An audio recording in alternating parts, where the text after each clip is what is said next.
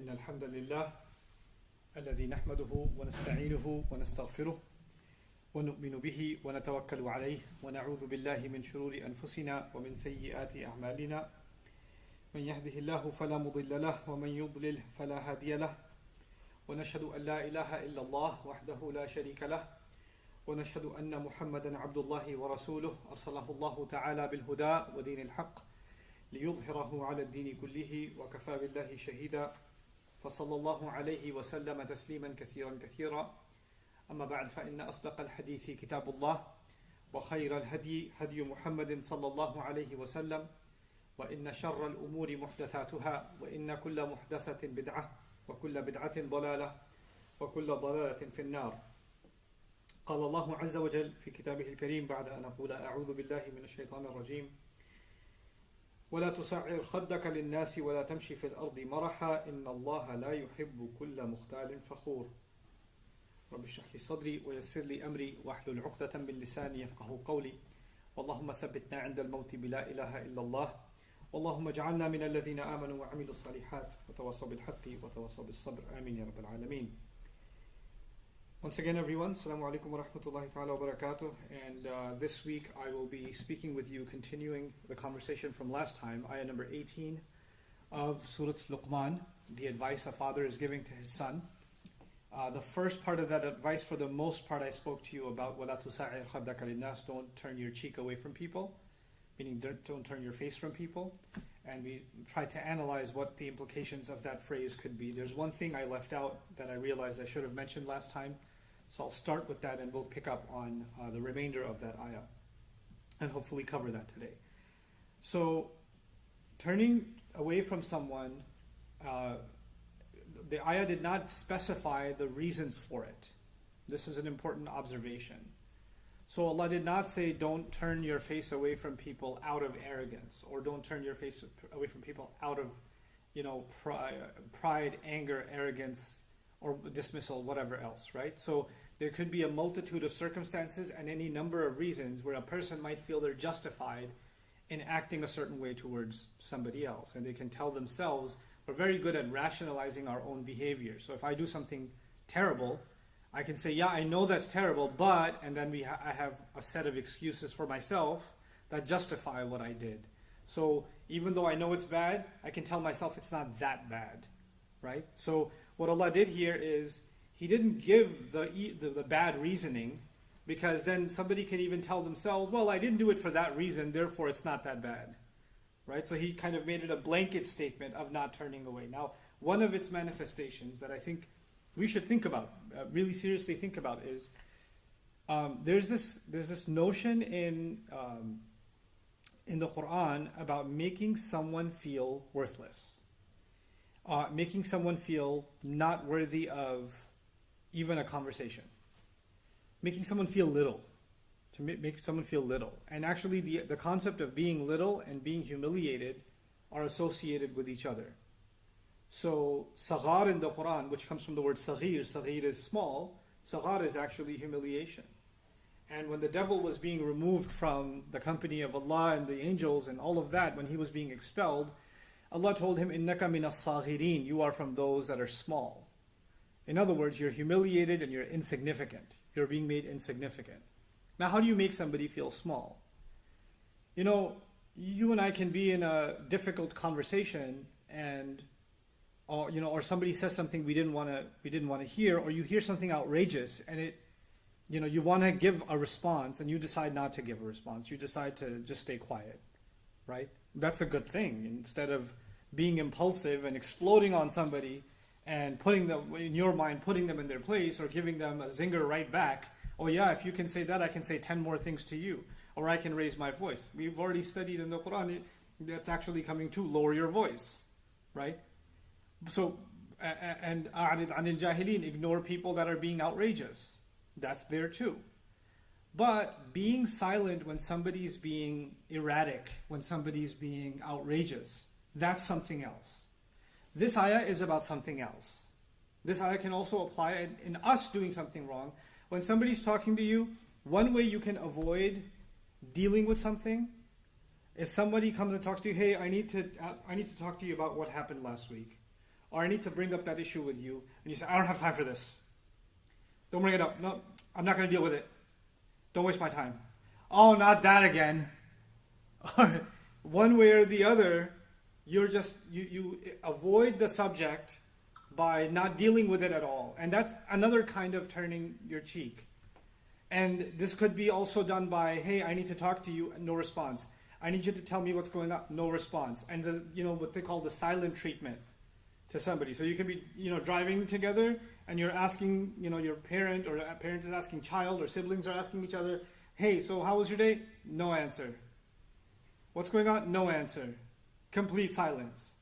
And when you give somebody complete silence, in their mind, why are they ignoring me? Why aren't they answering anything I'm saying? Are they angry with me? Did I do something wrong? Are they, upset with me? Are they just ignoring me because I don't think I'm worth? There's all kinds of negative thoughts that come out, don't they? The point being, if you don't make yourself clear, and you think that you're silent, and your silence could be for good reasons. Oh, I was silent because I was thinking about something, I was lost in thought, I was distracted. Could be something innocent. Or I was silent because I was just thinking of how to respond and I couldn't come up with an answer quickly. Or I couldn't respond because, in fact, I was angry and I was thinking the wrong thing, so I wanted to calm down before I answered. You can do that later, but in the moment when you ignore somebody and not respond to them, it's better for you and I to be straightforward in our speech and say, hey, I don't want to I can't respond right now, I'm not feeling okay. Or I don't think my response is going to be healthy at this moment, but we can talk about this a little later. And if you have in family those kinds of situations, it's on me and on you when somebody says that to us to say, I understand, we'll talk about it later. Instead of, what do you mean you can't talk about it right now? The person's already overwhelmed, we poke at them some more until they explode. Let them be. Let them be. But if you and I start just ignoring a person completely, they're just not even saying that I need space, not even saying that I need to think about it, not even saying I'm a little bit upset right now, let me just calm down, or whatever. If you need to say something, just say it. Or if you say, I don't have a response at the moment, or I don't want to talk about this at the moment, that's okay, but at least you give a dignified response. Silence on its own and just completely ignoring someone is not a dignified response. It's actually an arrogant response.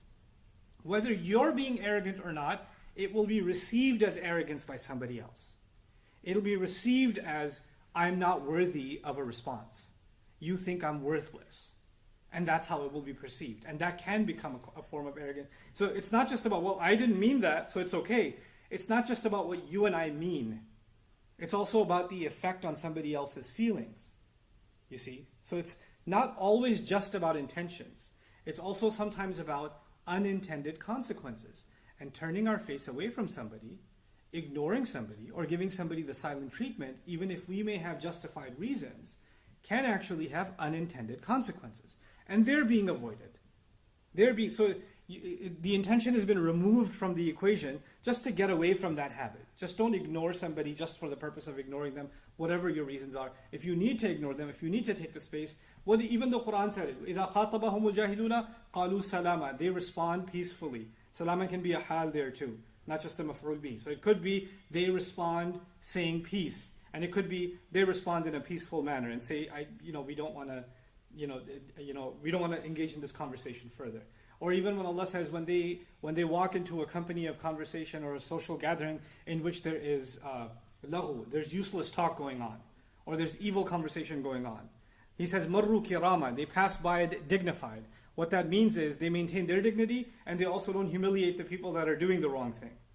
They can maintain a sanctimonious approach for themselves and for others. They can actually be dignified for themselves and others, even if they don't want to take part in something wrong. So we have to be mindful of that. But now we come to today's subject matter, what Allah connected, these concepts Allah connected with each other. The next advice He's giving His son in the same ayah is وَلَا تَمْشِ فِي الْأَرْضِ مَرَحًا إِنَّ اللَّهَ لَا يُحِبُّ كُلَّ مُخْتَالٍ فَخُورٍ. I'm going to dedicate a little bit of time in this khutbah to two words, marah and fakhur. Those are kind of a little bit difficult words, or rich words, and I don't think we should pass over them quickly. In fact, there are three words. There's marah, and there is mukhtal, and there's fakhur. So we're kind of getting, mukhtal is easier, so we'll give a little bit less time to that. But marah and fakhur are more rare, and I think we need to really dig into what they mean and get the most out of this ayah. So let's talk about this word marah. What is Allah saying? He's saying don't walk on the earth with marah. So I won't translate that word yet. Don't walk on the earth with marah. Right? Now, simple translations might say don't walk on the earth with arrogance. Don't walk on the earth with pride. Don't walk on the earth with overconfidence. But as we'll see, there's much more to it than that. And that's not even the direct implication of the word. So المعنى المحوري تسيب الشيء اللطيف بقوة وخفة من أثناء ما يمسكه. The overall meaning of the words that come from this root, mim, ra, and ha, is actually when something exits something smoothly or easily. Easily exiting one thing from the other. So what are the examples of that? مِزَادَةٌ مَرِيحَةٌ لَا تُمْسِكُ الْمَاءَ. If it's a container, that's mariha from the same word. A marah container is one that water leaks out of it easily. So water now escapes easily from it. Okay? وَأَرْضٌ مِمْرَاحٌ, an earth, a piece of land, that's mimrah, is when the plants come out of it very easily.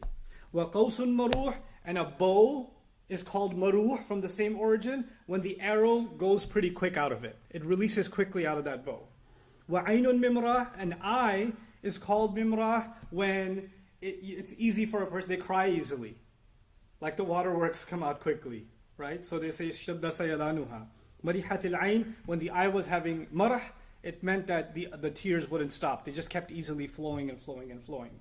مَرِحَةِ الْأَرْضُ بِالنَّبَاتِ أَخْرَجَتْهُ. The earth, again, plants coming out quickly would be مَرِحَةِ الْأَرْض.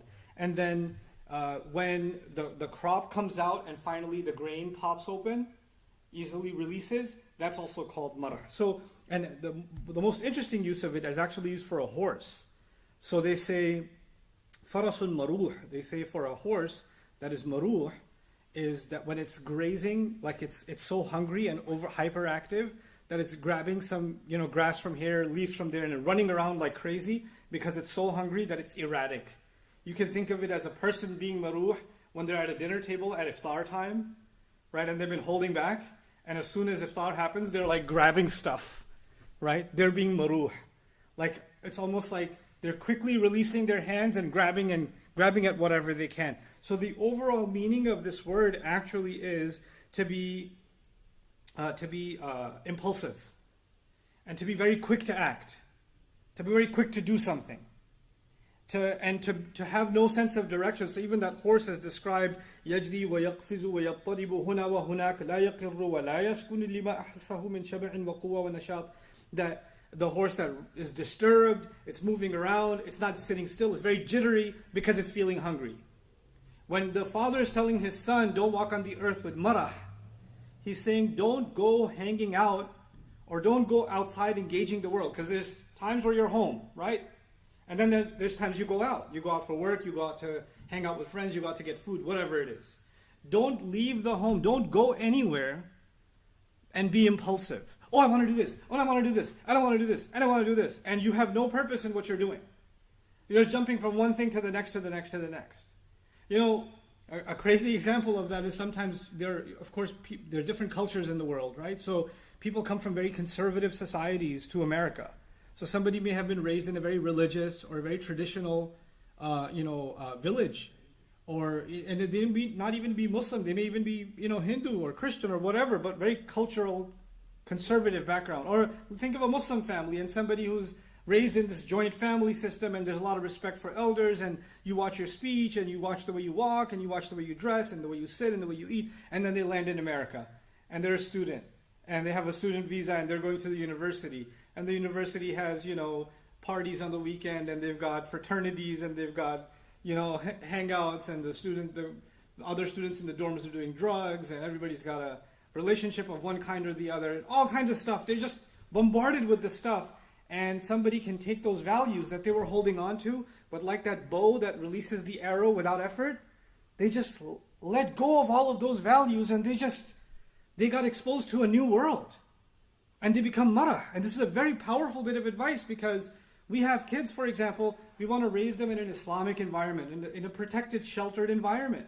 So whether you live in America, Australia, Lahore, Dhaka, it doesn't matter where you live. You want to protect your kids, and you want to make sure that they receive positive reinforcement about this is good for you, this is bad for you. Hey, what are you watching? Hey, where are you going online? Hey, let me see that. Who are you on the phone with? We're checking what they do. It's natural. Right? So we're trying to create a sheltered environment for them wherever we may be. But you know what? This father realizes they're not going to stay home. These birds are going to fly off the nest. They're going to go outside. And when they go outside, all the things I protected them from, all the things that I didn't want them to just spill into, all the things I didn't want them to be exposed to, they're going to get hit with all of it all at the same time. They're just going to get sensory overload. There's going to be so much access to so much wrongdoing, and I'm not going to have any control over it. And he's saying, in those moments, because now you have the ability, you have the appetite, you have the curiosity, you have the ability, you have the perception of freedom, right? And then, especially in that moment when somebody tries to give you good advice, you can turn your cheek. You can just, I don't want to hear this, right? So in that moment, you can become impulsive and not think twice about how you're violating others and yourself. And that is a form of arrogance. So by extension, it becomes arrogance. By extension. Because arrogance is a lack of consideration for anybody else but yourself. وَلَا تَمْشِي فِي الْأَرْضِ مَرَحًا. The word marah here, Hassan Jabal added an insight of his own, and I really liked his insight in his lexicon. He said, التسيب من القيم والضوابط وعدم الالتزام بها عند وجود القوة والنعمة. He said this is when someone slips out, like the plant slips out of the earth, like the arrow slips out of the bow, like the water slips out of the container, right? Is when a person slips out of their value system. Is when someone leaks, they lose themselves. And the values that were holding them and containing them, they no longer commit themselves to them. It becomes too easy for them to let them go. It's too easy for them to let them go. And when does it let them go? He says, عند وجود القوة والنعمة. The moment they find power and blessings. What he means by that is when you're independent and you can do it, who's going to stop me? That's power. Blessings means you got money, you got strength, Allah has blessed you with the ability for transportation, your appearance, whatever it may be. Now you've got these blessings, now I can do what I want with them. The father is telling his son, listen, you are going to feel powerful, capable of doing whatever you feel like, whatever impulse comes to you. And that's going to be a trial that you have.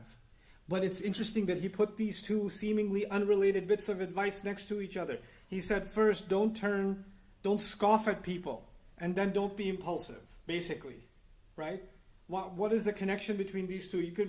As we contemplate that, we could think about how when we become of age, we basically, the Urdu expression is par nikal aaye, right? A person, comes in their own, and they kind of, the Urdu expression means they've sprouted wings, meaning they act like I'm not a kid anymore. You can tell me what to do, right? I'm not a baby anymore, dad or mom. So they've become their own person. And in that moment, when they become their own person, it is when they become extremely averse, extremely hostile to any kind of advice. And actually, it is a time when, because you're hostile to any kind of advice, you develop this shell around you, which is constantly putting others down or dismissing others. The modern way of doing that captures so many young people around the world that are coming into adulthood, is the word whatever. You whatever everything in the world. Anybody's giving you, whatever. And you don't have to say whatever. You can just say half the syllables and whatevs. Or you can just roll your eyes. Mm-hmm. Oh God, here we go again. Or you could just take a deep breath of disdain. Are you done yet? You could just say that with your face. Are you done giving your lecture yet? Can I just go live my life now? This is لا تصعر خدك للناس. You don't have to disrespect someone by raising your voice and getting angry. You could just dismiss someone and dishonor them. And now that you've dismissed them and you can't hear their voice anymore, their advice anymore, now you're left to your own devices. وَلَا تَمْشِي فِي الْأَرْضِ مَرَحًا. He's putting those two things together, perhaps because he understands that when a person stops listening to the advice of others, that's when they become impulsive. So having people in our life that can give us advice, that can give us the benefit of their wisdom, And keeping an open ear and an open heart towards them is an important part of life. And then وَلَا تَمْشِي فِي الْأَرْضِ مَرَحًا. You know, this isn't just even spiritual in nature. There are other experiences in life that apply to this. Because even Luqman radiallahu anhu said, لِلنَّاسِ, don't scoff away from people. Like I have non-Muslim friends who were into drugs, alcohol, crime, getting in trouble, you name it, right? And then later on in school, and they hated their teachers, but one teacher decides to give them advice and show them the ropes and say, hey, you're talented in this, maybe you can get a job in this. And that one teacher or that one positive influence, and the person turns their life around, right? Because they didn't turn away from that one teacher. This is لَا تُسَاعِرْ خَدَّكَ لِلنَّاسِ. And had they not had that person, they would have been impulsive and doing all kinds of things and ruining their future. And they look back and say, I saved myself, and we look at it as Allah saved this person because they had someone that they could listen to. So this happens in the world, not just in the Muslim sense, but in humanity, this happens. So these are the two bits of advice that he starts off the ayah with. لَا تُسَاعِرْ خَدَّكَ لِلنَّاسِ وَلَا تَمْشِي فِي الْأَرْضِ مَرَحًا. Fine. But beyond that, he says, إِنَّ اللَّهَ لَا يُحِبُّ كُلَّ مُخْتَالٍ فَخُورٍ. He says, certainly Allah does not love anyone who is mukhtal and fakhur. These are the next two words. By the way, one last comment about probably in the next week we'll do mukhtal and fakhur together because I've taken enough time already. But one last comment about these two words. About the first two words. Well, the first two phrases were turning your face and also being marah. Right?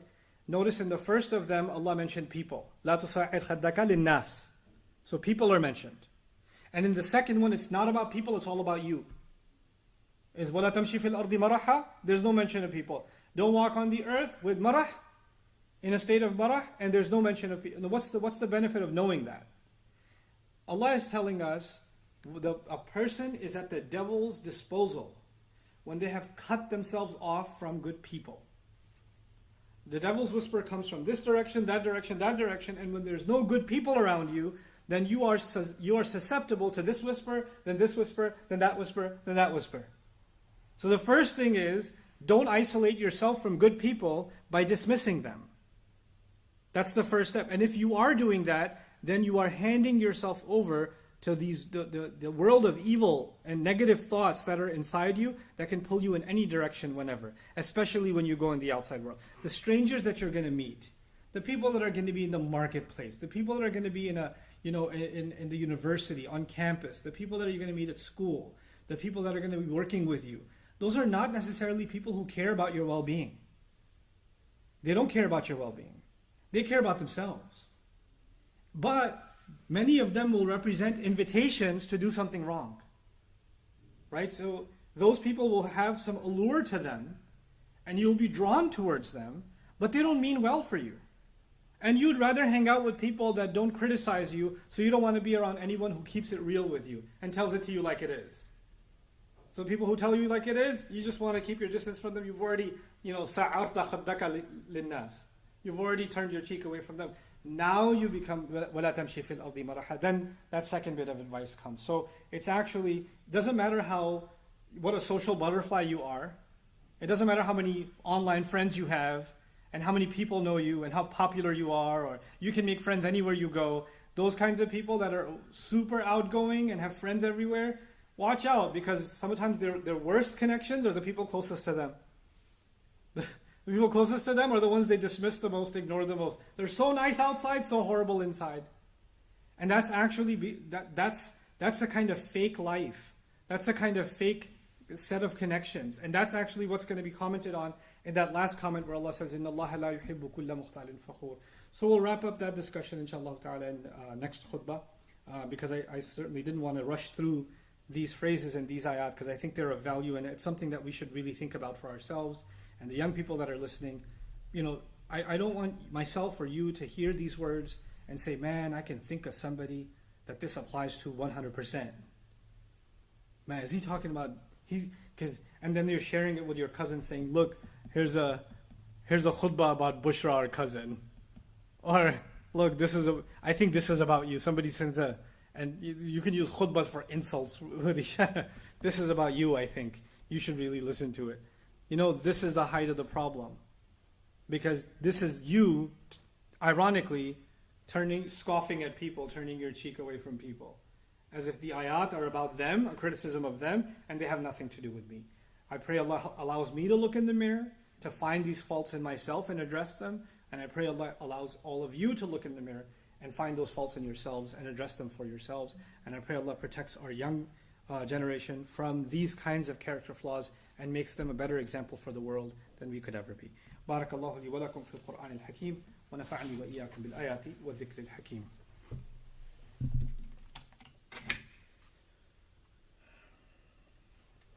الحمد لله وكفى والصلاة والسلام على عباده الذين اصطفى خصوصا على أفضلهم وخاتم النبيين محمد الأمين وعلى آله وصحبه أجمعين. قال الله عز وجل في كتابه الكريم بعد أن أقول أعوذ بالله من الشيطان الرجيم إن الله وملائكته يصلون على النبي يا أيها الذين آمنوا صلوا عليه وسلموا تسليما. اللهم صل على محمد وعلى آل محمد كما صليت على إبراهيم وعلى آل إبراهيم في العالمين إنك حميد مجيد. اللهم بارك على محمد وعلى آل محمد كما باركت على إبراهيم وعلى آل إبراهيم في العالمين إنك حميد مجيد. عباد الله رحمكم الله اتقوا الله إن الله يأمر بالعدل والإحسان وإيتاء ذي القربى وينهى عن الفحشاء والمنكر ولذكر الله أكبر والله يعلم ما تصنعون. أقم الصلاة إن الصلاة كانت على المؤمنين كتابا موقوتا.